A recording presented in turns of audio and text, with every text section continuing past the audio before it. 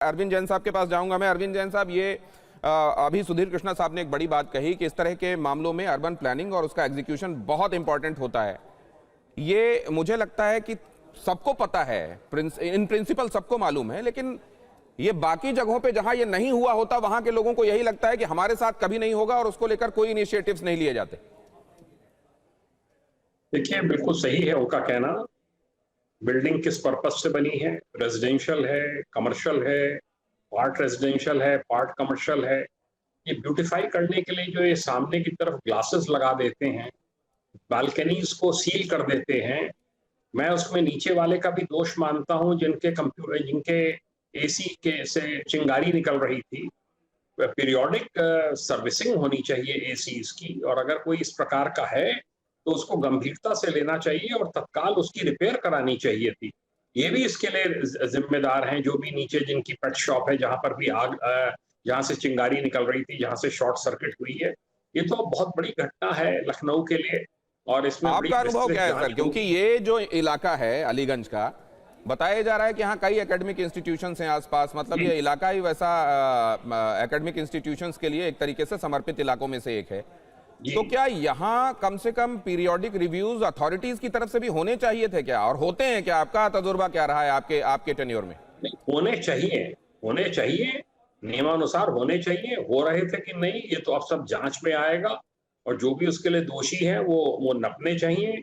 इस बिल्डिंग की हाइट अगर 15 मीटर से ऊपर है तो इसमें जो है फायर की एनओसी भी होनी चाहिए थी।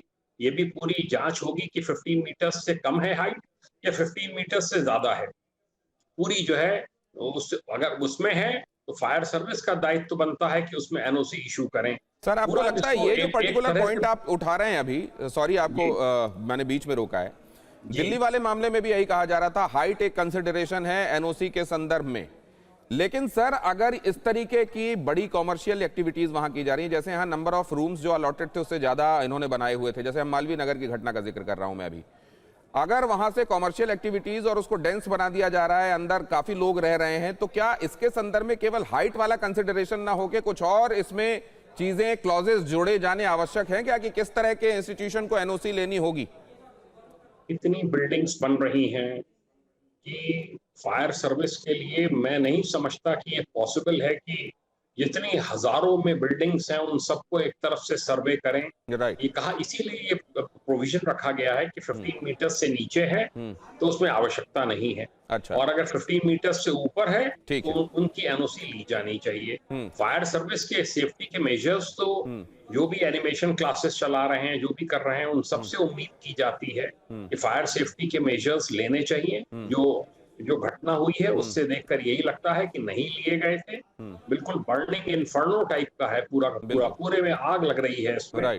तो बहुत अरविंद जी, मैं आपके पास फौरन आता हूं, क्योंकि पंकज चतुर्वेदी हमारे संवाददाता जो हैं, उनके पास कुछ अपडेट है हमको देने के लिए, और इस वक्त वहीं पर वो मौजूद हैं जहां ये घटना घटी है। पंकज चतुर्वेदी जी के पास से जैसे ही आता हूं तो MV Deshmukh, president National Association of Fire Officers, हमारे साथ जुड़े हैं, उनके पास जाऊंगा। पंकज, क्या अपडेट है अभी?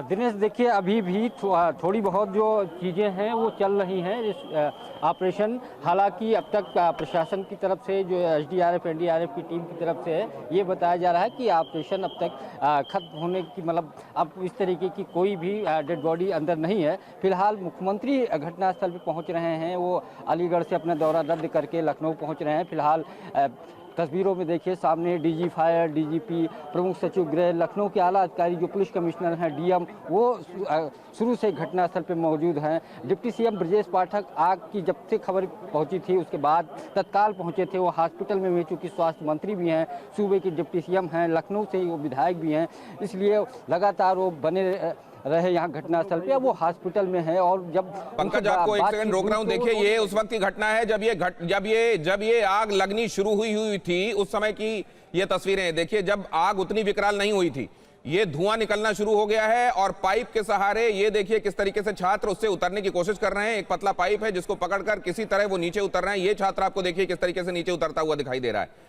बाद में जैसे जैसे आग बढ़ती गई, कुछ एक छात्र इस तरह की हिम्मत नहीं जुटा पाए और जाहिर है हर कोई ये कर भी नहीं पाया होगा। बहुत सारे छात्रों ने इसीलिए खुद को किसी और जगह पर जाकर किसी कमरे में लॉक कर लिया, कुछ लोगों ने अपने आप को वॉशरूम में बंद कर दिया और बाद में जब आग बहुत ज्यादा बढ़ गई तब कुछ छात्र ऊपर से कूदे और उन्हीं में से एक को ग्रिल लग गई। ये देखिए किस तरीके से छात्र ये लटक कर वहां से किसी तरीके से, ये रोप नुमा कोई चीज है, ये पाइप नुमा कोई चीज है या ये तार है जिसको पकड़कर वो, और ये दूसरा छात्र उसके पीछे पीछे देखिए ये आ रहा है, ये अचानक वहां से स्लिप होता है और फिर एक जगह अटकता है और फिर नीचे आता है। तब तक ऊपर जो दूसरे छात्र हैं वो भी इनको देखने के बाद इस रूट को लेने की कोशिश करते हैं।